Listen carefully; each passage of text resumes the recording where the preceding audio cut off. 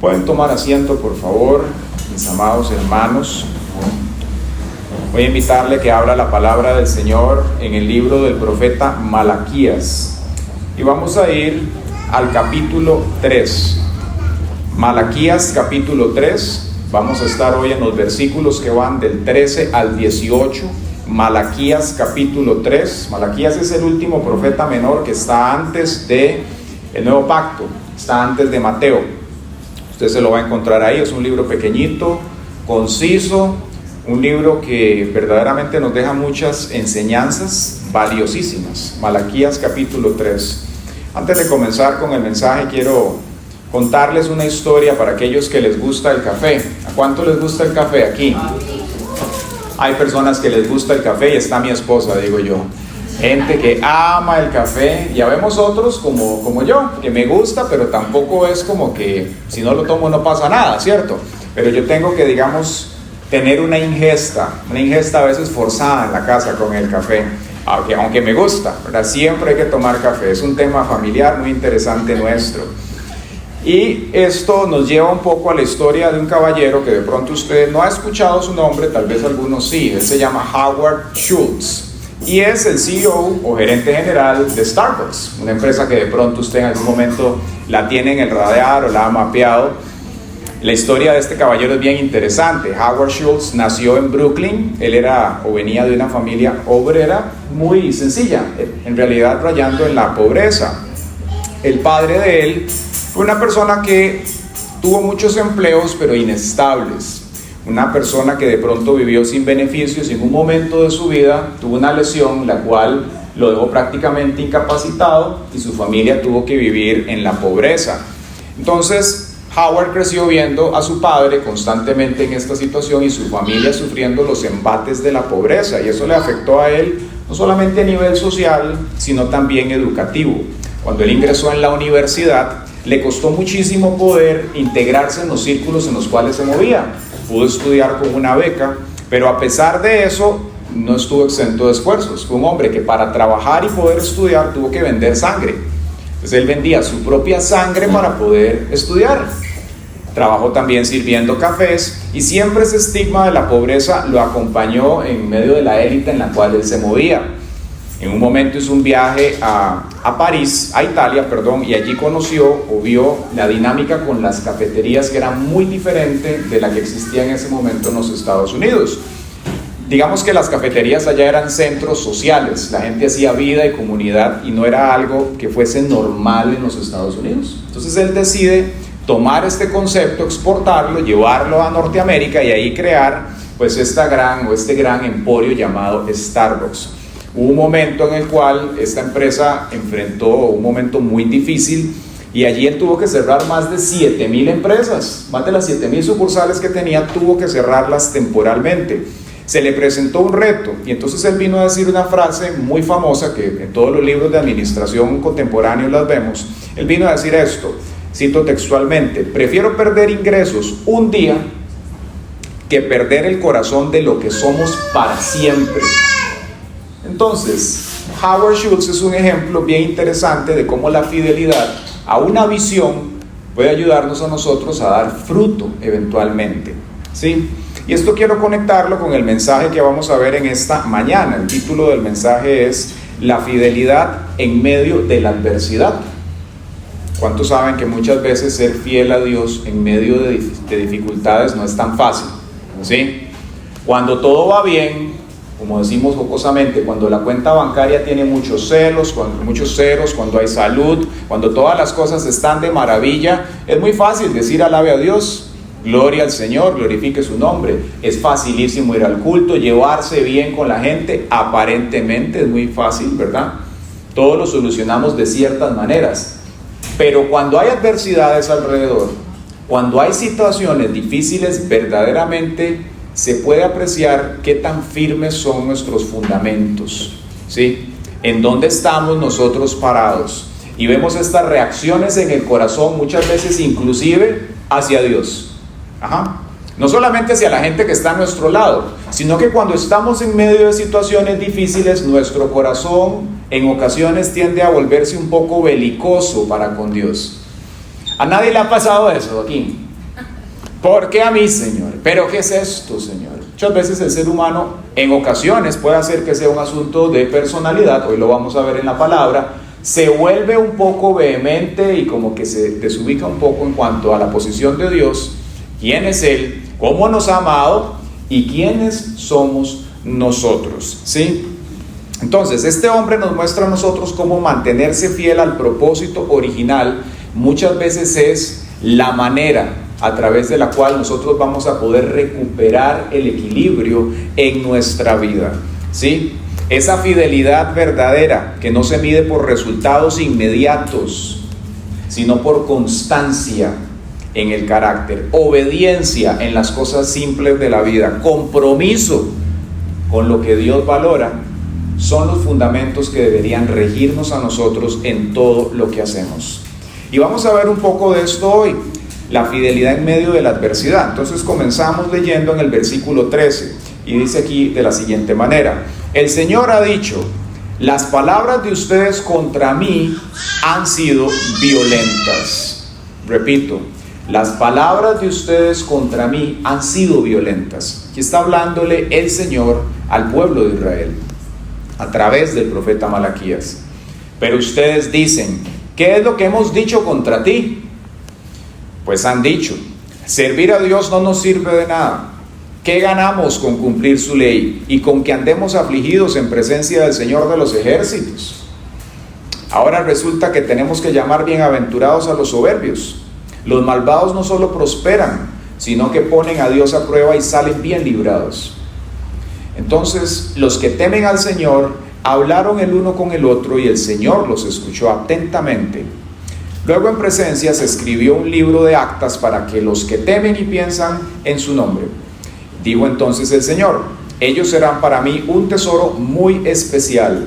Cuando llegue el día en que yo actúe, los perdonaré, como perdona un padre al hijo que le sirve. Entonces ustedes se volverán a mí y sabrán distinguir entre los justos y los malvados, entre los que sirven a Dios y los que no le sirven. Bien, tenemos aquí un escenario bien interesante y como usted puede ver, al estar en el capítulo 3, pues hay cosas que ya se han dicho en el capítulo 1, en el 2 y en el final, en el 4. Y digamos que este libro tiene verdades bien valiosas, aún para una audiencia como la nuestra contemporánea, porque nos deja ver como a través de una radiografía las actitudes que había en el corazón del pueblo de Israel en medio de un tiempo de dificultad, un espacio en el cual ellos tenían ciertas expectativas. Hoy van a escucharme hablar mucho de esa palabra, expectativas buenas, expectativas santas, pero que por alguna razón, y en gran parte ellos también estaban provocando, las cosas no se estaban dando en el plazo que ellos lo esperaban. Y entonces esto provocó una serie de reacciones en el pueblo, acciones sociales, las cuales Dios viene a denunciar, pero también acciones que las podemos ver bien embebidas en las respuestas de ellos. ¿Cómo estaba su corazón en algún momento? Dios viene aquí a increparlos y a cuestionarlos con respecto a la manera en la cual ellos hablaban. Y Dios les dice, sus palabras contra mí han sido violentas. Y nos llama mucho la atención, porque de pronto nosotros vivimos en una cultura, y casi todas las culturas hoy son así, sobre todo en Occidente, que es o son muy vocales, es decir, tendemos mucho a hablar y a veces sin cuidar lo que decimos, ¿cierto? Y lo podemos decir de diferentes cosas, de personas, de situaciones y en ocasiones también de Dios. Muchas veces el pueblo, las personas, la iglesia del Señor se descuidan un poco en la manera en la cual se expresan para con Dios. Y esto puede tener varias razones. Puede ser que usted está pasando una situación difícil y eso le lleva a comportarse de esa manera. Puede ser que su cultura familiar o el lugar donde usted creció le llevó siempre a hablar y expresarse de alguna manera. Diferentes razones. Pero podemos ver que aquí Dios está censurando la forma en la cual su pueblo en ocasiones puede expresarse para con él. Y Dios viene a categorizar esto como violencia. Ya vamos a ver más adelante qué es violencia en la palabra, según lo que la palabra nos enseña. Cuando digo palabra me refiero a las escrituras. Malaquías como tal significa mi mensajero, es decir, fue un hombre enviado por Dios para decir algo. No se sabe exactamente si es un título, aunque la mayoría lo categoriza como un nombre específicamente, es decir, era un profeta llamado de esa manera. Y el momento en el cual esto ocurre es en el 450 al 430 aproximadamente antes de Cristo. Es decir, esto ocurrió antes de que el Señor pisara la tierra, pero fue el último profeta, es decir, el último eslabón de los profetas antes de que Jesús pisase la tierra. Entonces, el mensaje que Malaquías comunica, digamos que fue lo último que se pudo haber escuchado, fue ese anticipo antes de que el Mesías viniese a transitar por la nación de Israel. Ya había una expectativa de que algo iba a pasar, ¿sí? Pero no venían de la nada. Israel en este momento acababa de atravesar el periodo que se conoce como el post-exilio babilónico. Recordemos que Israel fue una nación fundada por el Señor, casi todos creo yo conocen la historia, de Abraham y Isaac, las 12 tribus. Dios los establece en la tierra prometida, les da la Torá, el decálogo, y les establece una forma de comportarse, y les da bendiciones, y también les dijo, y si ustedes hacen esto, los voy a bendecir, y si hacen lo contrario, vendrán pues las maldiciones. Israel desobedece, es llevado cautivo a Babilonia, y allí permanecen por un periodo de aproximadamente 70 años, pero Dios en su fidelidad, aún en las maldiciones, Él estableció una cláusula que decía que si el pueblo se arrepentía al Señor, aún en un cautiverio, Él los haría volver de esa tierra y los restablecería nuevamente en su lugar. Entonces, después de estos 70 años de este post-exilio, Israel se arrepiente y Dios cumple su palabra. Dios viene, los establece nuevamente en su tierra. Ellos comienzan una labor bien difícil, les costó más de 30 años el poder reconstruir el templo, los muros, pero finalmente lo hacen. Y cuando terminan esto, digamos que Israel estaba esperando que en el momento que puso el último ladrillo, ¿cierto?, ya adentro estuviese todo perfecto dentro del pueblo, que Dios hiciera así, bendijese, como en el tiempo de Salomón, que la economía estuviese pujante, que las naciones los respetaran, que espiritualmente los sacerdotes fueran impecables. Esa era la expectativa que tenían. Sin embargo, ¿cuántos saben que muchas veces Dios trabaja en su tiempo? Amén. Él tiene la manera de trabajar. Y además de eso, Israel no venía de ser el pueblo más obediente, venía de haber hecho grandes tortas. Se habían equivocado, habían verdaderamente insultado al Señor, y Dios no decidió trabajar inmediatamente cuando ese templo fuese restaurado. Ellos tenían que mostrar ciertas actitudes para que entonces Dios bendijese. Dígale al que está al lado: no hay bendición para usted sin obediencia. No hay bendición sin obediencia. Esa es una gran condición. Nosotros muchas veces, y aún gente que está recién conociendo a Dios, o de pronto estableciendo nuevamente relaciones con el Señor, viene, se arrepienten y esperan que cuando dicen: Señor, perdóname, ya Dios les tenga todas las bendiciones ahí al frente. ¿Usted ha visto gente así? No, pero es que yo era terrible, pastor, pero mañana Dios me va a bendecir. Esperan una cosa así. Dios bendice. El solo hecho de darnos su misericordia es la bendición más grande que podemos tener. Su perdón y todo esto, el Espíritu de Dios, es la bendición más importante que usted y yo podemos adquirir. Pero también Él bendice en la tierra de los vivientes, dice la Escritura. Y esas bendiciones Dios las entrega condicionadas, porque Él sabe que el corazón del hombre es engañoso y necesita tratar con él para que esa misma bendición no le sea una piedra de tropiezo más adelante.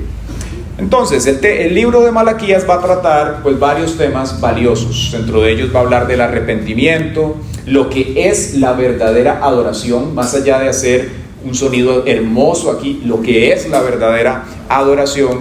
Les comenta acerca de la esperanza futura, lo que el Señor describe en el libro como el día del Señor, la venida del mensajero, que curiosamente siglos después vemos que cuando Juan el Bautista aparece, él viene como ese mensajero, ¿cierto? Aquí Malaquías nos habla de eso. Ellos estaban a esto de ver ese mover de Dios en la tierra. También nos va a hablar el libro de Malaquías sobre la fidelidad de Dios frente a un pueblo infiel. Y gran parte del propósito que tiene este libro, en los cortos 4 capítulos que tiene, podemos ver un hilo conductual que lo atraviesa desde el 1 al 4, es poder despertar al pueblo de su apatía espiritual y llamarlos a una vida de fidelidad a Dios renovada. Aquellos que tenemos tiempillo de caminar con el Señor y que hemos cometido errores, que hemos tropezado en algún momento, tropiezos como de pronto a veces descuidar la presencia del Señor, como no orar constantemente y mantenernos bajo esa sumisión a Él, hemos conocido lo que es esa apatía espiritual. Y muchas veces la misma no solamente viene por eso, viene cuando las cosas tal vez, como decíamos antes, no salen como nosotros lo queremos o pensábamos que tenían que salir. A veces esa apatía quiere como acariciar nuestro corazón, ¿sí? Y matizar un poco nuestra conducta, nuestras actitudes para con Dios. Y hay que tener mucho cuidado con eso, porque el pueblo de Israel se fue en ese tobogán. Ellos se deslizaron en esto. Y nosotros hoy vamos a ver un poco de este tema. Si hacemos un diagnóstico espiritual del pueblo en el libro de Malaquías y en esta época en particular, vemos que hay varias actitudes que Dios estaba censurando en el pueblo. Una de ellas era una adoración que no honraba a Dios. Decimos una adoración deshonrosa. Y eso lo podemos apreciar en los primeros capítulos, cómo el Señor viene a increparlos a ellos porque ofrecían animales defectuosos.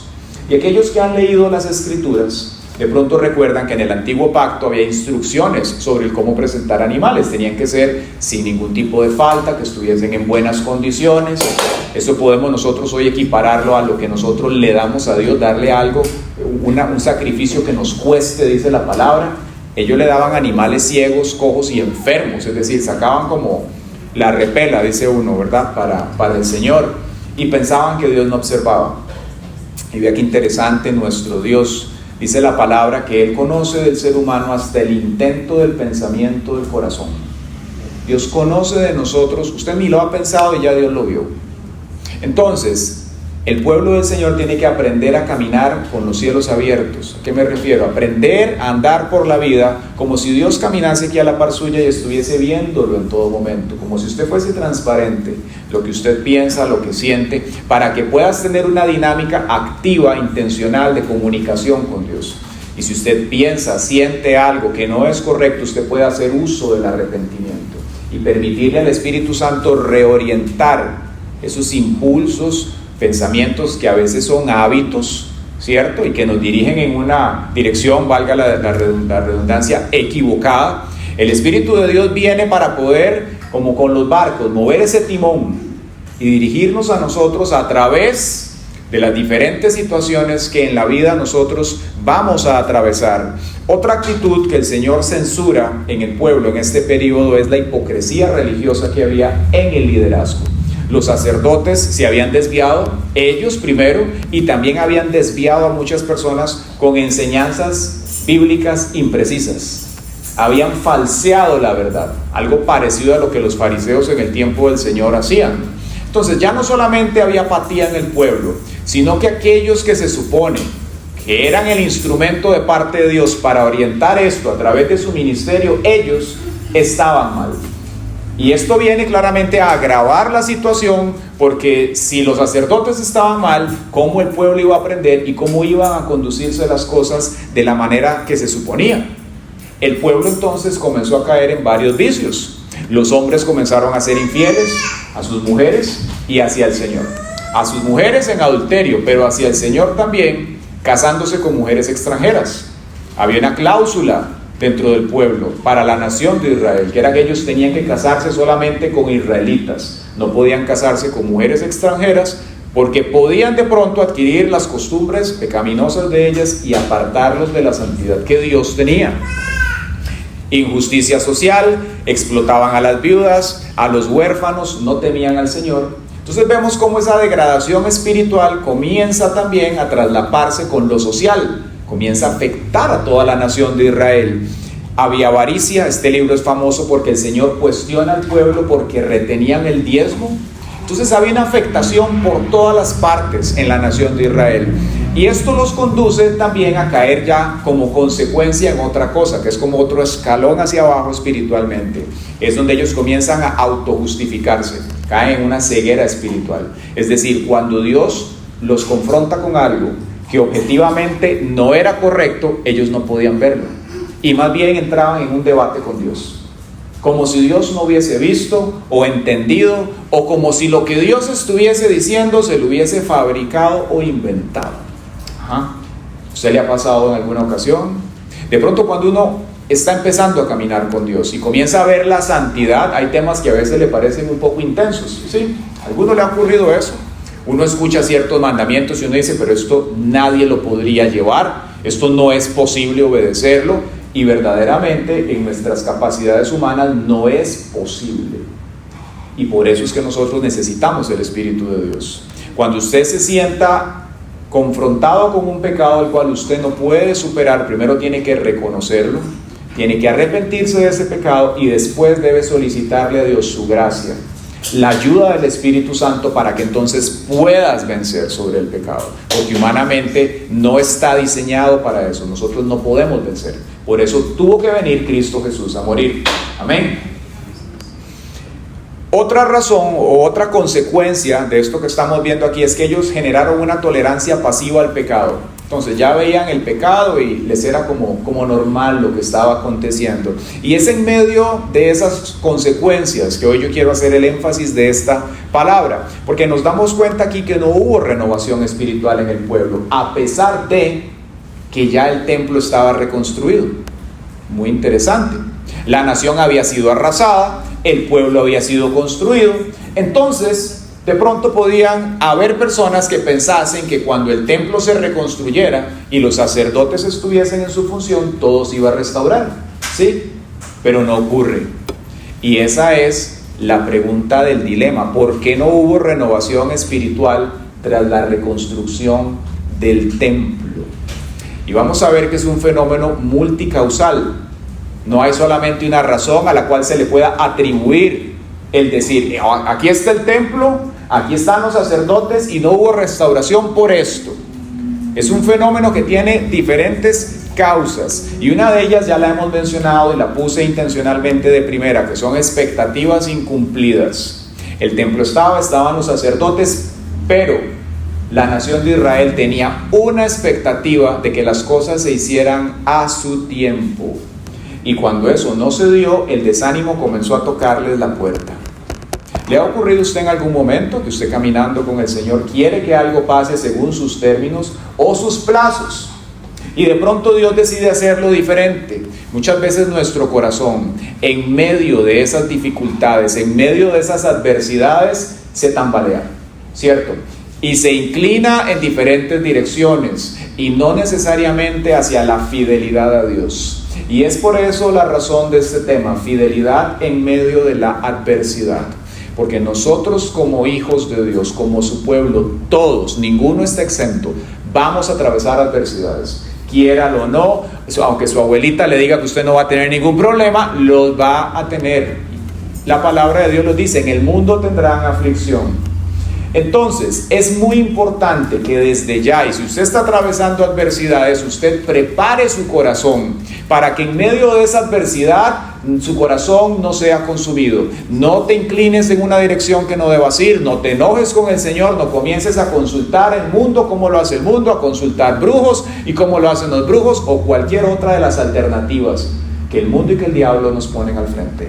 ¿Quién está aquí?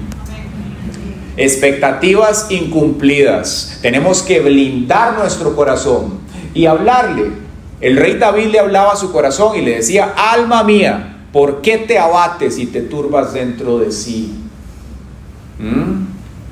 Quiere decir que el rey David en ese momento reconoció que su alma, sus emociones, sus pensamientos estaban oscilando en direcciones que no glorificaban a Dios. Y David toma una actitud interesante, se coloca casi que como una tercera persona a observar su alma y hablarle y decirle, ¿qué te pasa?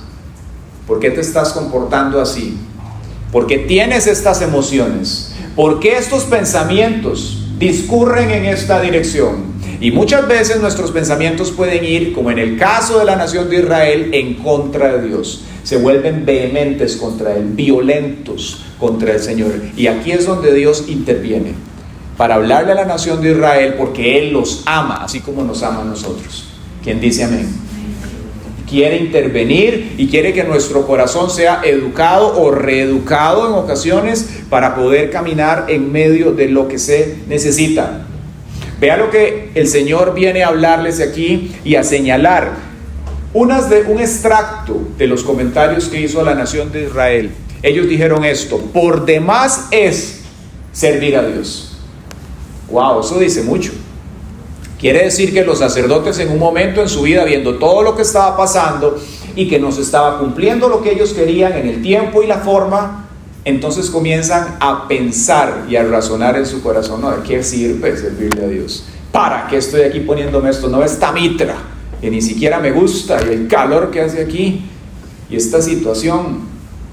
Muchas veces en medio de lo que nosotros estamos viviendo, esas cosas nos desgastan, y cuando eso ocurre tenemos que tener cuidado, porque a veces esa energía negativa, esa mala vibra, comienza a querer extrapolarse y tocar otras áreas de nosotros, como el amor y el respeto y la reverencia a Dios. Debemos aprender a identificar eso para poder colocarle un límite. Y no solamente nosotros como individuos, sino a nuestras familias, a nuestros hijos. Cuando se comporten de maneras a veces un poquito como altaneras, como altivas, aprender a ubicarlos en su lugar. Usted para con ellos, porque usted es su padre o madre, y también para con Dios. Porque si usted no le enseña a sus hijos a respetarlo, a usted como padre o como madre, se les va a hacer muy difícil después traducir ese concepto también a la autoridad divina. Dios lo colocó a usted como padre o madre o tutor de ellos para que fuese ese primer punto de contacto y que ellos entendiesen lo que es la autoridad. Y después de ahí otras cosas sean más fáciles, que caigan por su propio peso conceptual. Entonces, ese desánimo comienza a pasarle la factura a la nación de Israel. En el templo, en el momento en el cual se termina el templo, a este relato que estamos viendo aquí habían pasado aproximadamente 70 a 90 años. Era tiempo. Y no, el asunto no es cuánto tiempo había pasado. El asunto es que ellos querían que fuera a su manera y a su tiempo. Y eso nos ocurre a nosotros muchas veces. Y sabe que hay algo que con el caminar del tiempo en el Señor uno va aprendiendo, que es que en esta tierra somos peregrinos y extranjeros. Y a veces estamos demasiado asidos a lo que esta tierra tiene o nos puede dar. Estamos aquí de paso, somos transitorios y tenemos que aprender en el ritmo que lleva como cristianos vivir en esta tierra, a honrarlo a Él sin tener demasiado apego a lo que esta tierra nos puede brindar. Dios ha prometido darnos todo lo que necesitamos y Él es fiel, y dice la palabra que nos va a dar aún más abundantemente de lo que nosotros pensamos. El problema es cuando nuestra expectativa, si Dios está aquí, va por allá, va en otra dirección. Y puede hacer que lo que usted anhela o quiere no esté mal por definición, sea algo bueno, pero que simplemente no se alinea con lo que Dios quiere. Y a todos en algún momento nos ha pasado, o vamos a estar en ese cuadrante. Y lo que hay que hacer es aprender en humildad y en sumisión, aprender a colocar dichas expectativas delante del Señor y decirle: Señor, esto es lo que yo quisiera. Sin embargo, y usted termina la frase con esa sabia oración: hágase tu perfecta voluntad en este asunto. Esto es lo que yo quiero, Dios, mas hágase tu perfecta voluntad. Porque entonces, habiendo hecho eso, usted está salvaguardando su corazón de conductas inapropiadas, de deslizamientos que no se quieren, de declives espirituales, de emociones que muchas veces vienen a trastocar nuestra actitud, nuestro carácter, y nos llevan a comportarnos de una manera que Dios no lo busca. Esas expectativas comienzan a provocar en el pueblo un desánimo, una apatía y una religión, una espiritualidad vacía. Totalmente. Entonces comienzan a hacer las cosas de una manera mecánica. Y aquí viene, digamos que la segunda causa de esta apatía espiritual que ellos tenían, y era un formalismo sin transformación interior, que podemos resumirlo en una palabra: religiosidad. Entonces usted puede ir a la iglesia todo formal, con corbata, sus zapatos brillan, y usted alaba al Señor y hasta habla en lenguas, hace vuelta canela, se tira al piso y pega un grito, aleluya, como Natalia en otro tiempo, ¿verdad? Y entonces, después de eso usted se va y dice: pero no está el Maserati todavía. Y empieza el enemigo a trabajarle la mente y el corazón, y cuando usted se da cuenta está 20 grados bajo cero otra vez. Y todo aquel gozo que usted tenía y lo que usted quería se esfumó. Es como si nunca hubiese estado. Hay una fuga. Hay algo que te está afectando, hay una pequeña incisión, hay una grietita en tu corazón por la cual se te está fugando el gozo. Y es importante prestarle atención. Esa religiosidad lleva a las personas a simplemente hacer sin tener un real contacto con Dios, sin permanecer en la presencia de Él, permitiendo que el fuego del Señor, esa brasa suya, te examine, revise cómo está tu corazón, limpie tus ojos de las cosas que hay allá afuera, de las situaciones que a veces nos tienen cargados. Necesitamos ese fuego del Señor que entre, suba, toque el corazón, limpie nuestros pensamientos, nos transforme. ¿Quién dice amén? Esa renovación interior solamente el Señor la puede hacer. Ellos ofrecían los sacrificios. A ver, no estaba faltando. Ahí estaban siempre. El corderito, ¿verdad? Manquito, feíto, pero ahí estaba. Ellos pensaban que Dios no estaba viendo eso. Yo me lo imagino ahí, la cabrilla entrando, faltándole un ojo, tuerta, toda fea. Y ellos, todos dignos, presentando el animalito ese delante del Señor. Como si Dios no estuviese viendo ese asunto. Y así muchas veces nosotros, yo me imagino que nos vemos como un corderito tuerto. Cuando venimos, ay sí Señor, aleluya, pero ¿por qué Dios? Después, ¿por qué? Es de humanos abrir nuestro corazón, derramarlo delante del Señor, pero también como hijos suyos es menester aprender a rendirnos delante de Él y aceptar lo que es su perfecta voluntad. Amén. Una tercera causa de esa apatía era el liderazgo espiritual. Ya lo comentamos un poco, pero el Señor, quiero leer lo que Él les dice a ellos. La expectativa de Dios con respecto a los sacerdotes era la siguiente: los labios del sacerdote deben guardar la sabiduría. Vean qué maravilla esto. Pero ocurría lo contrario. Ellos hablaban palabras violentas y Dios les dice: los labios del sacerdote deben guardar la sabiduría. Pero ustedes han hecho tropezar a muchos. Que nos libre el Señor de estar en una posición como esas.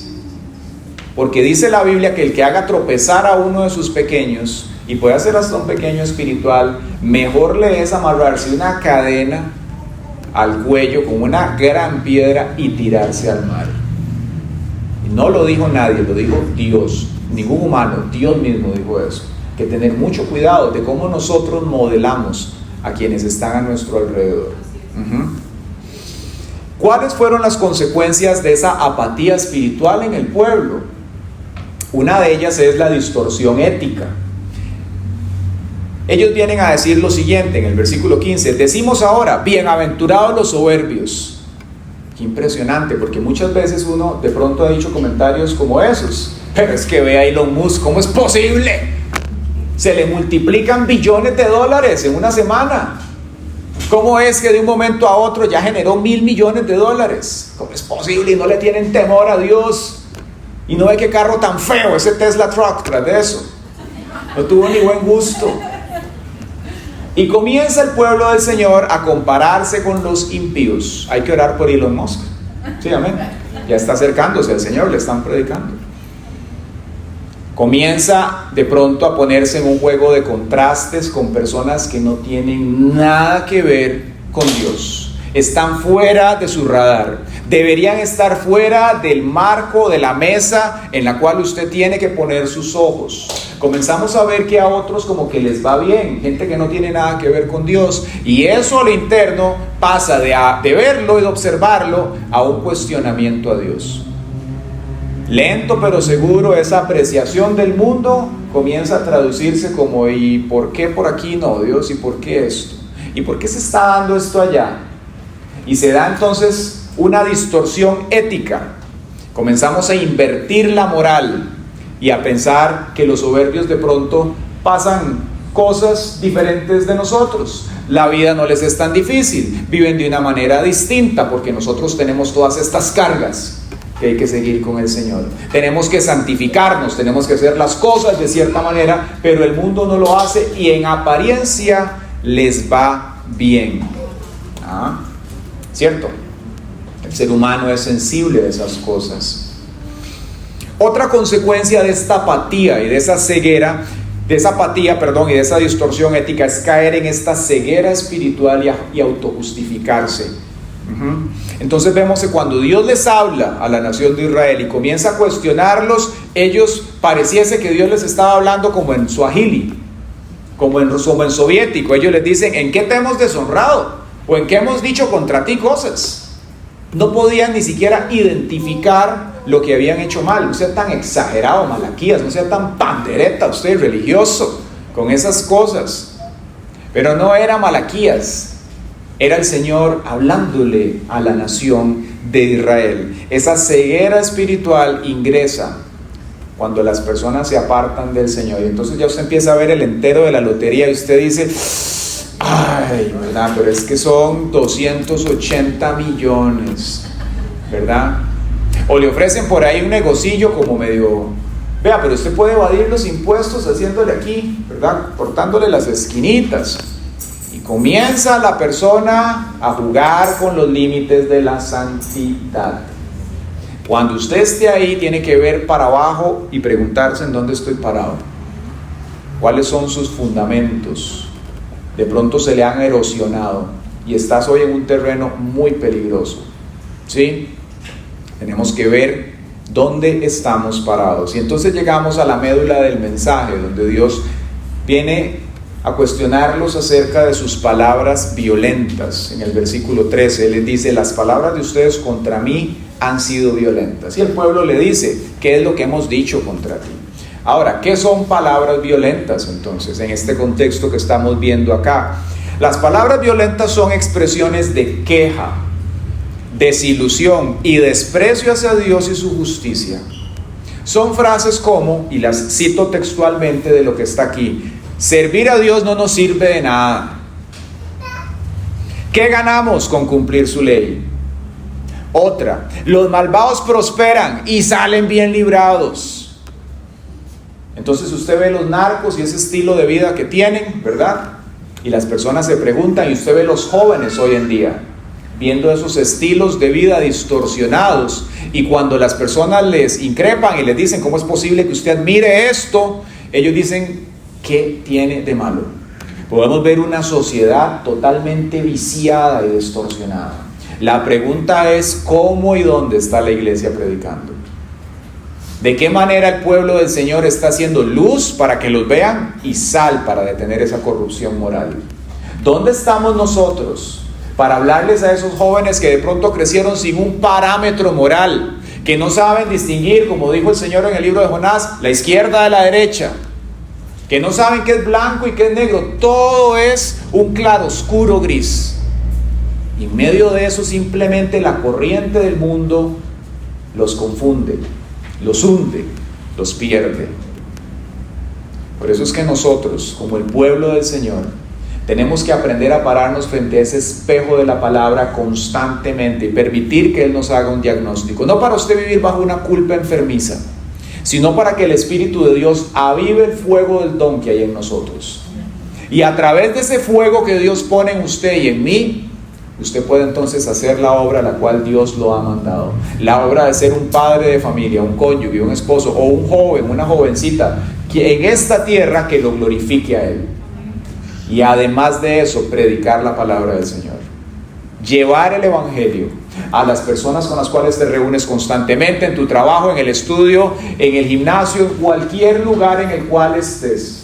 Hablarle a la gente de ese que te salvó y te sacó de las tinieblas, si es que verdaderamente aprecias y reconoces eso. ¿Quién de nosotros va a dar testimonio de algo que a usted no le sirve? Nadie, ¿verdad? Hace unos días estamos construyendo la casa, como algunos saben, y se nos ocurrió poner luces inteligentes, ¿verdad?, en toda la casa. Y entonces uno, evaluando los proveedores de las cosas, se me ocurre a mí buscar uno por allá, y ahora es difícil encontrar algo que no se ha hecho en China, ¿verdad? Entonces hay que buscar como de entre lo que hay. Encontré uno, pedí la orden, llegó, y usted no sabe, hermanos, la fidelidad en medio de la adversidad que ha sido el poder interactuar con este proveedor. Después de ahí, en algún momento iba a mandar un correo y yo iba a hacerle así al correo. Y el Señor puso en mi corazón, no, como tranquilo, ¿verdad? Cámbiale un poquito las palabras, porque así no glorifica al nombre del Señor. Y ya, gracias a Dios, yo creo que ya estamos bien librados de eso. Pero ocurre en nuestra humanidad. Debemos cuidarnos verdaderamente del cómo nos expresamos y cómo nos comportamos con el Señor. Ahora vea, en el capítulo 2 y el versículo 17 tenemos otra instancia de estas palabras violentas. Aquí dice: ustedes han cansado al Señor con sus acciones. Qué impresionante. Y todavía se atreven a decir: ¿en qué lo hemos cansado? Pues en que dicen: todo el que actúa mal agrada al Señor. Si el Señor se complace en ellos, de otra manera, ¿dónde está el Dios de justicia? Qué impresionante. O sea, habían llegado el pueblo de Israel a jugar con Dios, con la idea que tenían de un Dios justo, inclusive de decir: no, pero no ve que Dios le agrada hasta a los pecadores, que no hace nada. Entraron en un juego de sarcasmo y de burla con respecto a que ellos veían a Dios y les parecía que estaba así, que Dios no veía, que Dios no iba a responder, que Dios no iba a reaccionar contra la injusticia que estaba viendo. Y nosotros como nación, en medio de los tiempos que estamos atravesando en Costa Rica, debemos recordar que nuestro Dios y juez sigue sentado en la silla y nadie lo va a mover de ahí. No importa si los políticos, quien sea el que usted esté siguiendo, se comportan de una manera u otra, Dios a cada uno a su tiempo lo ha de llamar a cuentas. Y nosotros, nuestra parte es orar por los que están en eminencia, para que vivan de manera quieta y reposada, dice la Biblia, para que haya paz. Tenemos todos aquí la obligación de orar por el político. Le agrade a usted, sea su afiliación política o no, usted tiene que orar por el presidente. Vea, cuando estaba Carlos Alvarado al poder, yo creo que tal vez oré un día por él, mucho, 4 o 5, pero había que orar por él.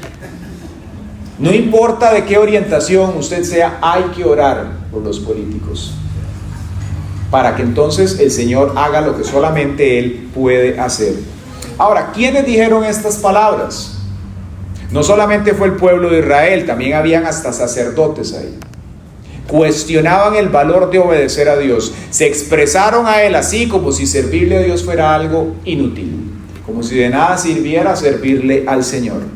¿Y por qué Dios considera estas palabras violencia?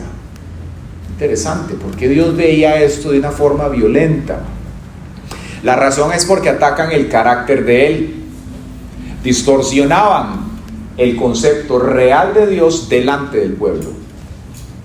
Las personas comenzaron entonces a ver a Dios como injusto, porque parecía que Dios dejaba pasar las cosas. Lo presentaban como un inútil, porque ¿de qué sirve seguir a Dios? No es que no hace nada. Minimizaban el valor de su ley y el propósito, porque hay propósito en el sufrimiento de los justos. Nosotros tendemos a pensar que cuando estamos atravesando un sufrimiento, o estoy mal yo o está mal Dios. Uno de los dos está mal, pero esto hay que arreglarlo rápido, ¿sí? A nadie le ha pasado eso aquí. Algo está mal, ok, yo estoy mal o usted está mal, Dios, ok, ¿a qué hora se resuelve? A veces entramos como en esas actitudes con el Señor. Y a veces no es ni que Dios está mal ni que usted está mal, es que hay un periodo de sufrimiento en la tierra, el cual de manera madura tienes que aprender a aceptarlo y entender que eso construye tu carácter en Él. Amén. Eso es parte del caminar cristiano. Y cuando entendemos esa idea y la abrazamos, se hace más sencillo. Porque entonces ya no vas a llevar esa lucha interna de que a qué hora se cambia esto, cuándo va a dejar de ser, por amor a Cristo, ¿cómo es posible? Entramos en una paz porque entendemos que Dios sigue estando sentado en su trono. Él es Dios, Él conoce los tiempos, Él es el soberano. Él hace las cosas como Él quiere, cuando quiere y como quiere. Y nosotros somos sus pueblos, ovejas de su prado, dice la Biblia. Esa actitud nos permite a nosotros entrar en paz y también pone un muro a esa apatía que comienza a querer tocar nuestras emociones, nuestra alma y a desvirtuar la forma en la cual pensamos, cómo nos sentimos y cómo apreciamos a Dios y las maneras en las cuales Él responde. En un sentido, esas palabras violentas representan una forma de rebeldía verbal y espiritual también, porque de la abundancia del corazón habla la boca. Usted no dice el comentario como, ay, ups, aquí casual, me surgió decir que parece que Dios no ve. Ajá, claro. Para que ese tipo de comentarios se hagan es porque hay una raíz ahí en ese corazón que está cuestionando la justicia de Dios y su carácter. Y cuando vemos ese tipo de reacciones, es el momento de que usted tome eso, como cuando usted se encuentra una rata en la casa, ¿verdad que nadie se queda quedito? Cuando aparece una rata en la casa, unos pegan gritos, otros corren, otros agarran la escoba, y usted agarre eso y lo haga pero sacado. Porque si no, eso va a generar otros problemitas a lo interno. ¿Quién dice amén? ¿Quién alaba el nombre del Señor? La última causa de este gran problema que tenía la nación de Israel era una falta de visión profunda del pacto. Ellos se olvidaron de que su relación con Dios es como la de un matrimonio. Y cuando usted entra en una relación de matrimonio, jóvenes y los que estamos aquí casados, usted tiene que ver eso como un túnel sin fin, a no ser que haya faltas morales o situaciones que verdaderamente ameriten un matrimonio, un divorcio. El matrimonio es como usted entrar en una relación en la cual lo que Dios unió no lo separe el hombre. ¿Por qué Dios pone semejante cláusula ahí? Porque Él sabe que en el discurrir de la vida van a haber giros que muchas veces van a querer impulsar en otra dirección. Pruebas, situaciones que van a generar tensión, van a generar vibración, va a ser difícil y se va a requerir entonces una fidelidad en medio del matrimonio, en medio de las adversidades. Lo mismo es con Dios.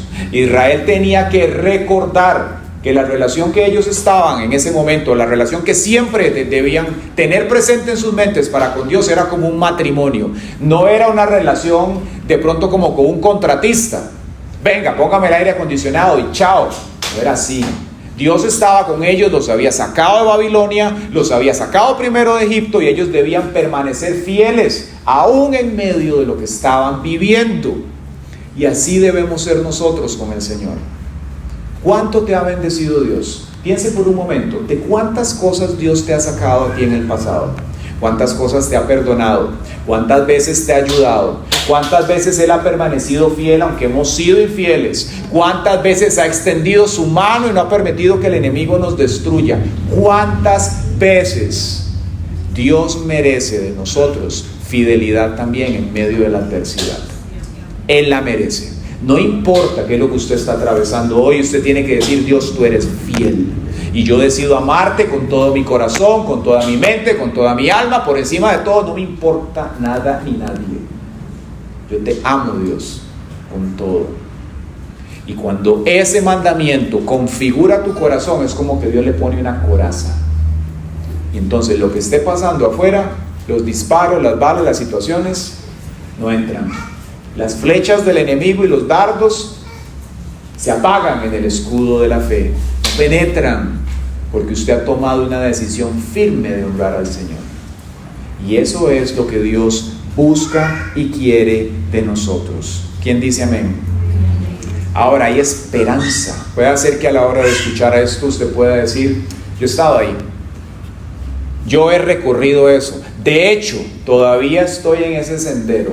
Es como que salgo y otra vez vuelvo a entrar ahí. Me lo sé de memoria, pero tampoco sé cómo salir. Ese sendero de la apatía espiritual, de la queja a Dios, del desánimo. A veces, yo le puedo confesar, en otro tiempo yo ese sendero me lo conocía, pero así al dedillo. Viene la izquierda, viene la derecha, viene la bajadita, viene la subida y viene el bajón. Me lo conocía súper bien. Nosotros todos somos sensibles a eso. Y es importante que aprendamos a tener presente que Dios ve nuestro corazón y cómo nos expresamos aún para con Él. Vea lo que el Señor les dice a ellos en el 16. Entonces, los que temen al Señor, vuelve a ver al que está al lado, dígale: ¿usted de los que temen al Señor? O pregúntese usted: yo temo a Dios. Los que temen al Señor. Hablaron el uno con el otro y el Señor los escuchó atentamente Imagínese usted al Dios Todopoderoso que puede escuchar todo, escuchar atentamente. Luego, en su presencia se escribió un libro de actas, de aquí increíble, para los que le temen y piensan en su nombre. Dijo entonces el Señor: ellos serán para mí un tesoro muy especial. Cuando llegue el día en que yo actúe, los perdonaré, como perdona un padre al hijo que le sirve. Entonces ustedes se volverán a mí y sabrán distinguir entre los justos y los malvados, entre los que sirven a Dios y los que no le sirven. Qué impresionante. Vemos aquí un escenario en el cual personas del pueblo del Señor se expresan de una manera descuidada con respecto a Dios, y Dios pone atención a lo que está ocurriendo. Y de en medio de esa gente se encuentra un grupo, el cual nota lo que está ocurriendo y decide comportarse diferente. Y Dios manda a traer sus ángeles y dice: escríbame por ahí un registro en la nube, en el cloud, y ponga Luis Aguilar, Rodrigo, Damaris, Claudia, Iglesia Casa del Pan, gente que le teme a Dios, para que en el día que Dios actúe. ¿Y cómo va a actuar Dios? En el día del juicio del Señor. Qué increíble. Cuando el Señor ejecute sus juicios sobre la tierra, usted y yo diga a esa gente: póngala aparte. Y viene todo lo demás. Ya que impresionante cómo Dios valora la fidelidad de su pueblo en medio de las adversidades. Es algo maravilloso. Ahora bien, ¿cómo podemos nosotros conectar esto con nuestra vida? Ya usted, como una persona inteligente, lo ha conectado de muchas maneras, pero veamos primero la conexión con Cristo. Jesús como el fiel ejemplo perfecto de una persona que se mantuvo al Señor, obediente en medio de cualquier adversidad. Expresiones de Jesús: mi comida es hacer la voluntad del que me envió y acabar su obra. Podemos ver en la persona de Jesucristo ese ejemplo a seguir, ese role model, como dicen hoy, ese ejemplo de una persona que se mantuvo fiel a su asignación sin importar lo que había, lo que estaba ocurriendo. Él es el ejemplo perfecto. Se humilló a sí mismo, haciéndose obediente hasta la muerte. Es decir, la obediencia de Jesús fue tal, en medio de una adversidad, que esa lo llevó a morir. Y aún así, Él permaneció fiel a esto. Y nos ha dejado ejemplo para seguir sus pisadas. Jesús se mantuvo fiel, aun cuando otros fallan. Déjeme hacerle una pregunta. ¿Qué haría usted si su cónyuge hoy decide apartarse del Señor? De una manera sutil. Comienza a apartarse, de decir: no, mira, la verdad es que el domingo, es que el partido, es que la chicharronera, es que los amigos, es que la fiesta, es que el cumpleaños. Y voy a hacer un paréntesis aquí para no darle también espacios al diablo de comentarios. Usted puede faltar un domingo a la iglesia, usted puede ir con su familia a hacer vida social. Lo que usted no debe permitir es que el trimestre le pase y usted venga y los hermanos le digan: ¿quiere aceptar a Cristo? No puede ser, ¿no? O sea, cuando la gente deja de ir, pero se pierden y aparecen y usted los ve, esas variaciones: bajó 30 kilos de peso. O sea, eso no pasa en una semana, tenía meses de faltar. ¿Sí? La palabra del Señor dice: y no dejen de congregarse como algunos tienen por costumbre. Congregarse, iglesia, las personas, esclavo, ¿sí? ¿Qué haría usted si su cónyuge, su mejor amigo, su mamá decide de pronto no ser fiel al Señor? Ahí se prueba tu fidelidad en medio de una adversidad. Que tu decisión sea honrar a Dios para que Él te escriba en ese libro de actas y te mantengas ahí. Jesús distingue y recompensa a los fieles, y esto también va a ser en la realidad última. Nótese cuando Él dice: bien, buen siervo y fiel, entra en el gozo de tu Señor. Dios tiene su mirada puesta en cada uno de nosotros, en cómo estamos haciendo las cosas, en cómo conducimos el ministerio, en cómo conducimos nuestros matrimonios, en la forma en la cual yo llevo a cabo mis finanzas, mi trabajo, cómo haces las cosas. Si lo haces con excelencia, Dios mira cómo estamos haciendo las cosas. Y Jesús nos da su gracia para ser fieles. Usted puede decir, no, es que la situación es tan difícil, voy a darme permiso para pecar, porque la situación lo amerita, ¿no? ¿Cuál permiso para pecar? Muchas veces el enemigo sale con esos cuentos. Es que todo está tan difícil, vaya, péguese la borrachera, mañana todo va a ser nuevo. Ajá, a nadie le ha pasado. El pecador, el pastor. Es una broma, yo nunca fui de borracho, nunca he tomado, más que vino. Pero el enemigo, yo he escuchado a personas que les hace esas solicitudes. No, esto está tan difícil, este despecho, váyase para la disco y búsquese, ¿verdad? Mejor un mal amor, como dicen. Ese tipo de comentarios de parte de las tinieblas han hundido a muchas personas. Hay que tener cuidado con eso. ¿Cómo el Señor nos capacita para ser fieles? Él nos da la clave. Permanezcan en mí, porque separados de mí nada pueden hacer. Cuando estamos unidos a la vid verdadera, entonces de ella brota la vida espiritual, y usted se va a dar cuenta que Dios configura tu mente, aplana tus pensamientos, aplancha tus emociones, y usted puede entonces conducirse de la forma correcta, asertivo en sus decisiones, haciendo lo que Dios lo ha llamado a hacer. Ahora bien, ¿cómo vamos a aplicar esto, pastor? Hay varias formas en las cuales podemos hoy nosotros llevarlo de aquí herramientas. Y la primera es entender que el verdadero culto comienza con amar a Dios por encima de todas las cosas. Por encima de su matrimonio, por encima de su trabajo, de su profesión, por encima de todo, coloca el amor a Dios. Porque si no, lo que sea que está allá arriba va a regirlo a usted. Eso siempre lo va a mover. Por eso el Señor nos dijo, es imposible servir a dos señores a la vez. O Dios es Dios o cualquier otra cosa. Decide amar al Señor. Ese es el verdadero culto. Por eso nos dice, amarle con todo el corazón es más que holocaustos, más que sacrificios. ¿Sí? Entonces hágase una pregunta sobre, primero, ese punto que está ahí. ¿Está usted sirviendo a Dios por amor o por una rutina? Porque es lo que toca el domingo de por sí. Ya estoy en el rol. ¿Estás sirviéndole a Dios por amor? Que donde usted va a servirle, usted se le desborda. A mí me gusta ver cómo alaba el grupo de alabanza. Usted ve que ellos les brota el amor a Dios. No les importa cómo los escuche la gente, lo hacen por amor. Así es como hay que servirle al Señor. Porque entonces cuando usted llega, si algo no está bien, si algo aquí, si algo allá, usted se embarra de aceite. Porque usted lo está haciendo para el Señor. Punto, es que es un punto. Y aparte, y página, y capítulo, y libro. Total. Amén. Número 2, el temor de Dios es el fundamento de una vida espiritual genuina. Genuina. Por eso nos dice el proverbista, el principio de la sabiduría es el temor del Señor.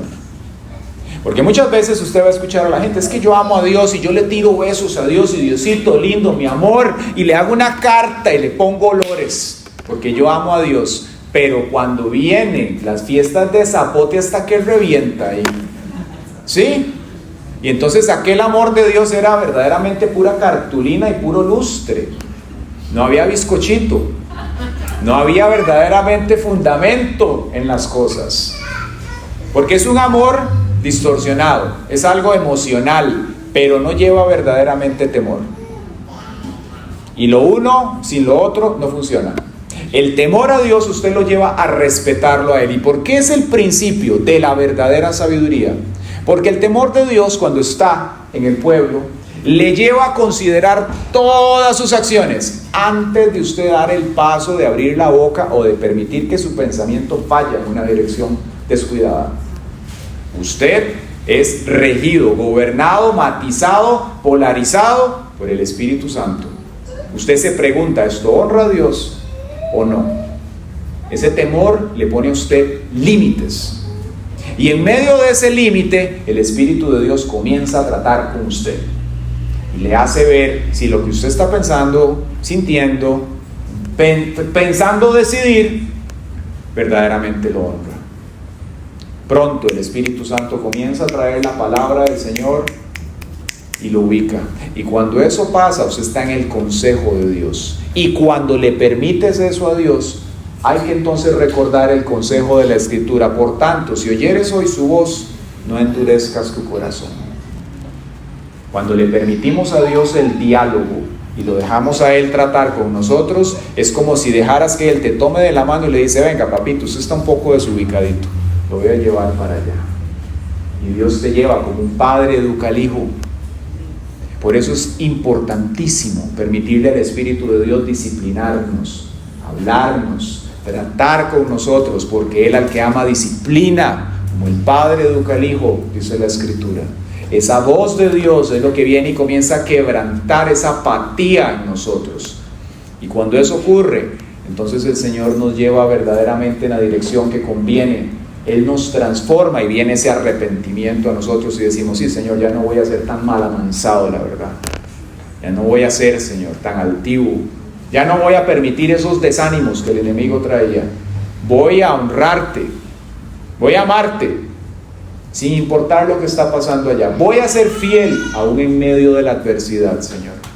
¿Quién toma esa decisión? Y no importa si usted no la ha tomado hasta este minuto. Es el momento en el cual como iglesia tenemos que aprender a ser fieles al Señor, fieles con nuestros pensamientos, fieles con nuestras emociones, fieles con nuestras actitudes. Y no importa lo que esté alrededor. Recordemos que Dios un día viene y levanta estos cielos y ya aquí lo que hay no va a estar más. Vamos es con Él y vamos a escuchar que Dios saca esa libreta y dice: aquí está mi pueblo, entren en el reposo del Señor. Otra herramienta que debemos llevarnos es la obediencia en cosas diarias, pequeñas, prácticas, que glorifican a Dios también, tanto como cualquier otro acto visible, ¿sí?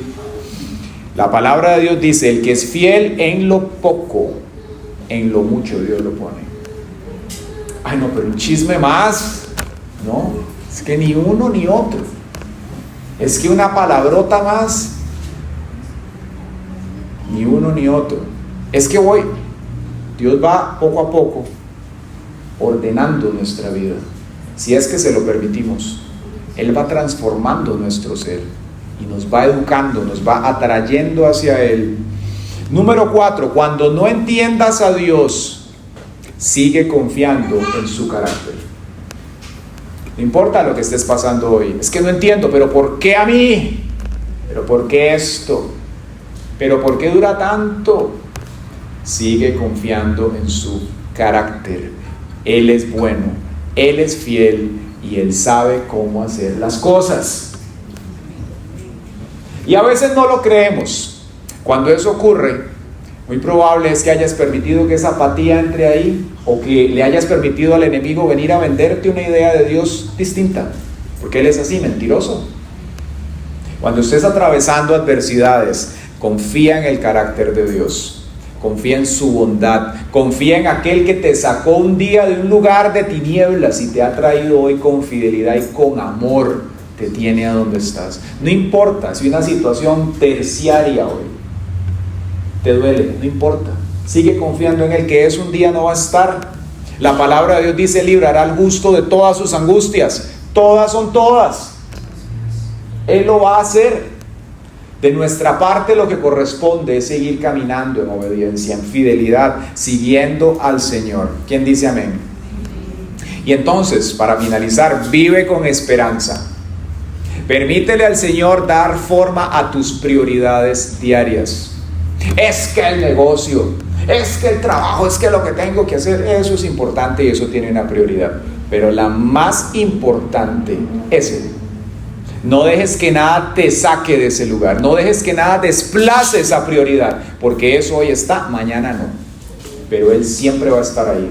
Él es fiel. Amén. Amén. Para ir cerrando, quiero pedirle al grupo de alabanza que pase, por favor. Yo quiero cerrar con esta reflexión y unas palabras aquí. Dios ve, escucha y no olvida a los que le son fieles. Aunque el mundo no lo note y la recompensa no sea inmediata, Él está ahí. Amén. Vea lo que nos dice el autor de los Hebreos en el capítulo 6:10. Dios no es injusto para olvidar vuestra obra y el trabajo de amor a Dios. Dios lo sabe todo. Sus cuentas no fallan. Y la contabilidad de nosotros lleva un beneficio, lleva un excedente, que es la obra de Cristo. Lo que Él hizo por nosotros, su justicia siendo imputada en nosotros. Y a partir de ese ejemplo y de esa sangre que Él ya derramó, es ahí donde nosotros debemos permanecer. Esa es la avenida que debemos recorrer. La fidelidad del Señor, aun cuando nuestra humanidad quiere hacernos zancadillas, trastabillar, debemos permanecer fieles al Señor.